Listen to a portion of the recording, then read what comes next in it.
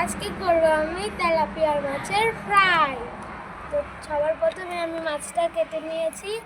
এরপর এখানে গরম মশলার গুঁড়া, ধনিয়ার গুঁড়া, লঙ্কার গুঁড়া, হলুদের গুঁড়া আর লবণ নিয়ে নিয়েছি।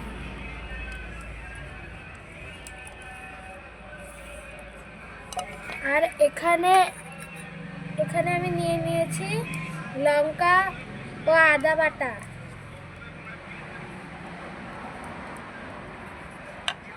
এবার আমি ভালো করে মেখে নিব।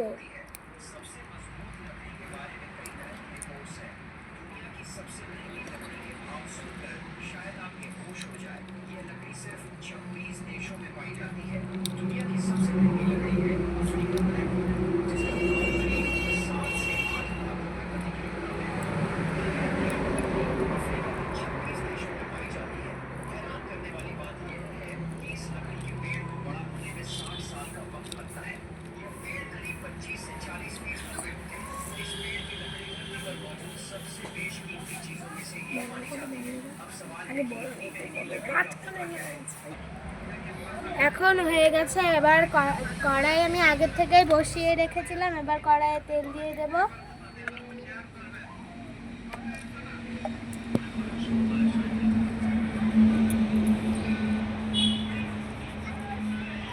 এবার আমি এটা দিয়ে দেব।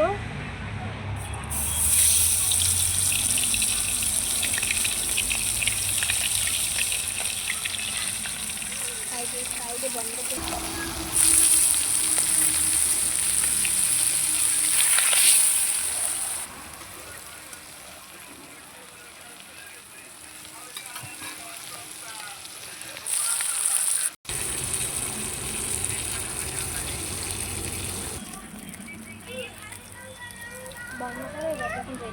রেডি। খাই